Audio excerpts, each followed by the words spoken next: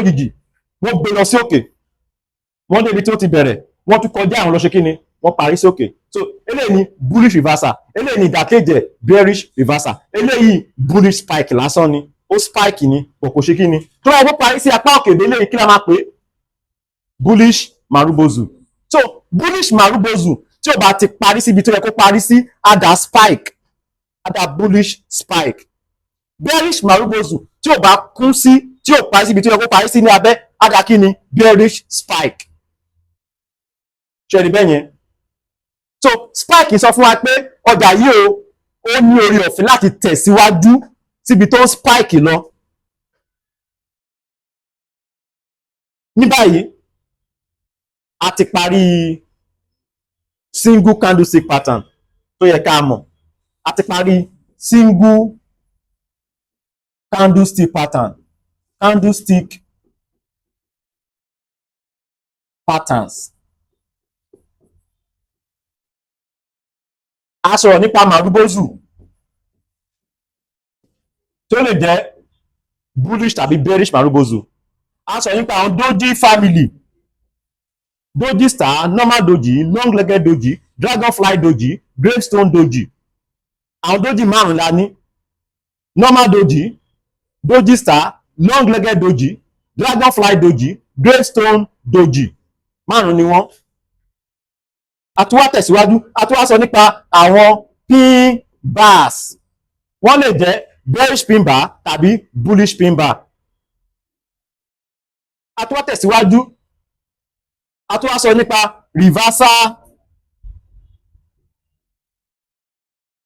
bars ta sọ pé fẹ́ jọmọ́ pin bar bó yàtọ̀ a tún sọ nípa spike náà now ṣé wá rí pin bar yìí tá bá ṣe ń tẹ̀síwájú a tún máa sọ ọ̀kan fún wa tó yẹ pé ní hangman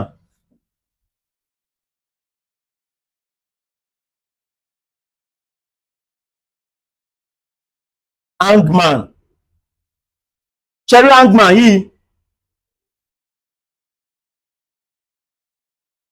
a máa rí candlestick tó rí bí eléyìí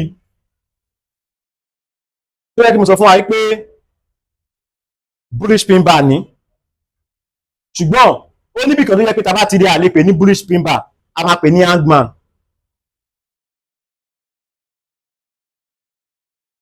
màá ṣàlàyé fún yín tá bá ti bọ́ sí abẹ́ support and resistance but màá ṣàlàyé díẹ̀ fún yín báyìí but ó ṣeéṣe kó má ti yé yín but màá ṣàlàyé báyìí.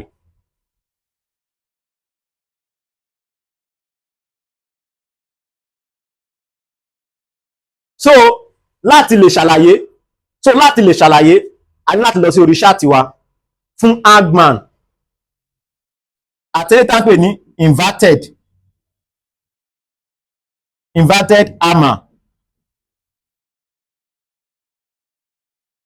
ẹ ká lọ sí orí ṣáàtì wa ká lọ gbogbo àwọn candlestick tí a ti sọ láì kùnú ẹ̀ gan tẹ́ bá kọ sí àti oyin àmọ́ pé pé bullish ni tàbí bearish ni tó ní sọ fún yín pé kọ́lọ̀ tó bá wù yín lẹ lè lò kò pọn dandan kẹ́ lo red fún bearish kò pọn dandan kẹ́ lo green fún bullish kọ́lọ̀ tó bá wù yín lẹ lè lò but open àti closing a gbọ́dọ̀ mọ ibi tí ó wà ẹ ká wo chart tó wà níbí gbogbo nǹkan tá a sọ ní ẹ̀kan òun ni à ń wò níbí now ó ní àwọn candlestick kan tí mi ò sọ ní ẹ̀kan tó jẹ́ pé mi fẹ́ kíkan kó dìbò ní wa pọ̀jù tó jẹ́ pé à ń lè tẹ̀ understand ó ní candlestick kan tí mi ò sọ ní ẹ̀kan now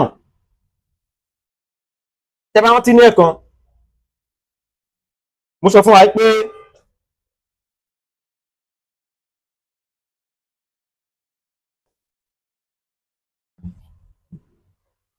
tá bá ní candlestick tó rí bí eléyìí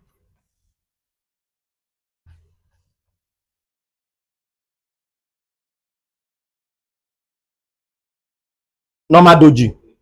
now ó tọ̀tọ̀ bá rí kan tó wá rí bí eléyìí nǹkan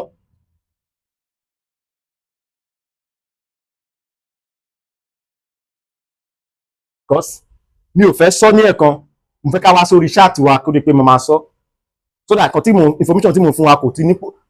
Mo nígbàgbọ́ wípé ẹ nífẹ̀ẹ́ sí fọ́nrán tí ẹ ṣẹ̀ṣẹ̀ wò tán ní ojú àwòrán yìí. Láti lè máa rírọ̀ àwọn fọ́nrán bí eléyìí wò sí, ẹ tẹ̀lé wa ní orí YouTube, Facebook, TikTok, Thread, Instagram àti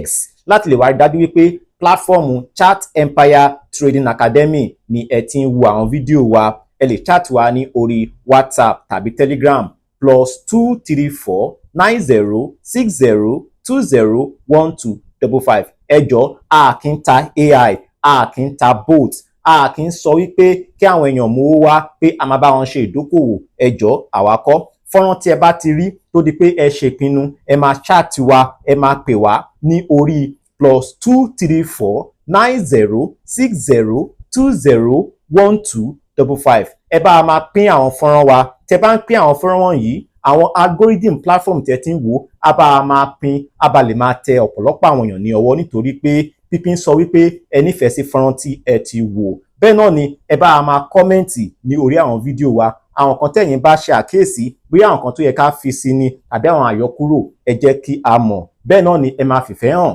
ẹ máa láìkì àwọn fọ́nrán wa. Ẹ ṣé. Láti lè wá darapọ̀ mọ́ iléèwé Chat Empire Trading Academy, àwọn nǹkan tẹ́ ní láti ṣe ni wípé ẹ chat wa ní orí WhatsApp tàbí Telegram tàbí kẹ́ wo àwọn líǹkì tí ó wà ní abẹ́ fídíò yìí tàbí ní òkè ẹ̀. Láti lè tútù wá darapọ̀ mọ́ Free Trading Signals Community wa, ẹ wo àwọn líǹkì tí ó wà ní abẹ́ fídíò yìí tàbí ní òkè ẹ̀. Láti lè wá lo broker